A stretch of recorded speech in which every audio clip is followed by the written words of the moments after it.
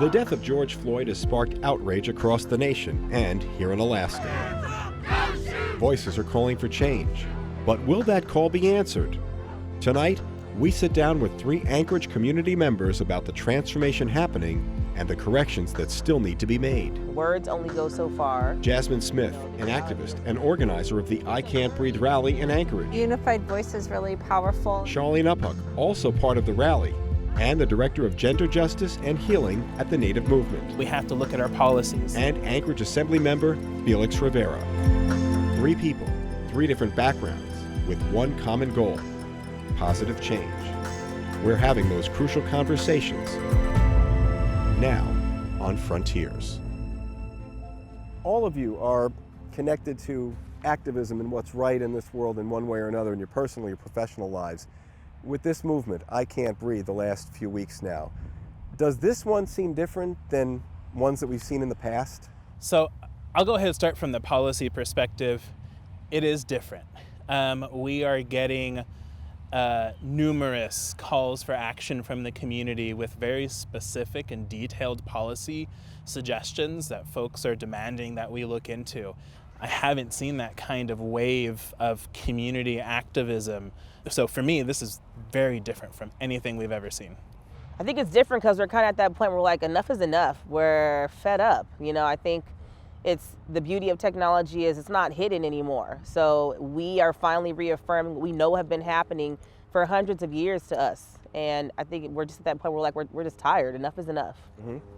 Charlene, have you seen and heard reaction from your community as well? Yeah, I think kind of blending actually both of their responses is that our community, much like Jasmine is saying, has been facing and battling this and trying to rise up over this for a really long time.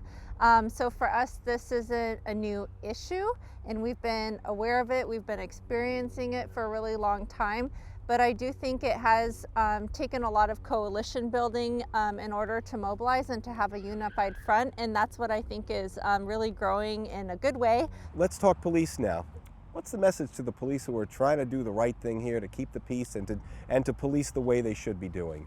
Truthfully speaking, even that's subjective. I mean, if there was this consensus or feeling that every police has done it the right way and it's good and they're trying their best, we wouldn't have the problems that we have now.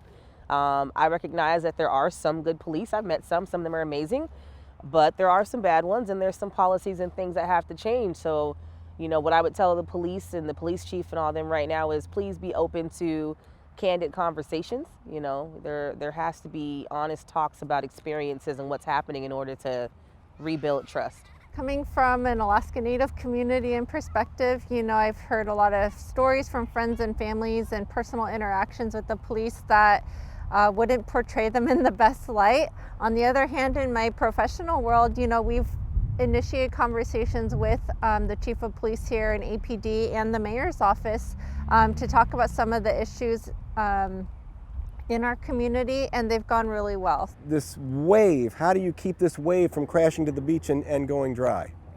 Yeah, I don't know. That's a big question. I think having a unified voice is really powerful, and being able to have that coalition is a really wonderful step forward that I think has been. Hi. Okay, we're filming. This is really. That's really awesome. Pokemon. That's my Pokemon. Okay, really and stay away from the street. Yeah. Let's do Now that. we've got the really important stuff, folks, okay? Like you got a Pokeball. That's awesome. Never mind statues coming down. Never mind any of this. I need some attention, and I need it now, Mom. But I mean, actually, I think the kids are an absolute necessary part of this. Yeah. And we do this work, oftentimes, sometimes in Indigenous cultures, we say for the next 7 generations. And, I brought my son to the rally, the first rally that Jasmine organized and we partnered with. And that night I heard him in bed. He's supposed to be asleep, of course. But I heard him saying, "Say my name, say my name." And he said, "My name is Evan LeClon." And to me, that was actually really powerful, and it kind of makes me tear up because as a Native male, and a person of color, I do have to navigate these conversations with him. Are you all worried about your babies, about your nieces, your nephews, your kids, about what's waiting for them? Oh my gosh, I worry every day. I mean, that's just part of being a parent of black kids. Like, you worry every day. We have the talk. It's funny, when you say the talk, most people go, oh, okay, how old is he? Yeah, not that talk. Not that talk. That's another talk. That's another talk. Yeah. You got a list of talks you have to Yeah, have. the racial responsibility Yeah, talk. but that's a biggie. Exactly. So it's like before that other talk, the how to conduct yourself talk, the yes ma'am, no sir talk, the not to go too far by yourself talk. And, you know, I'm older now and I kind of forget that I had that talk too, but there's just things like in our community that we do that I'm like, oh yeah, that was my talk. And now it just has become my kids' talk. I think we all know the hope here. That's obvious. What's the parting words for folks watching, saying, here's what I'm going to take from this thing? It's the reality that we are going to create. We are in this conversation and we can never go back.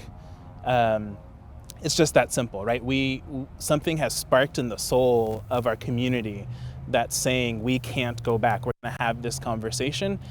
And so I look forward to the community engaging in this conversation and the community having really these heartfelt, tough, difficult, sensitive conversations, but realizing that we have to move forward and we have to do this systemically, and we have to look at our policies. Systemic violence is across so many sectors, and there's so many pieces, and you know, racism, capitalism, sexism, all of these things uphold one another.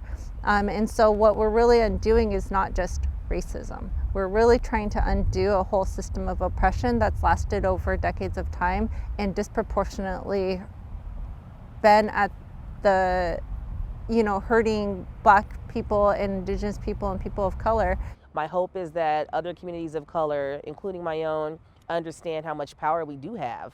And we do have a voice. And as long as we're committed and dedicated and see it through, we can make change. Three of you, thank you for coming today. The three of you are doing great work in your respective areas, and you're the ones who are the seeds of change helping this thing move forward.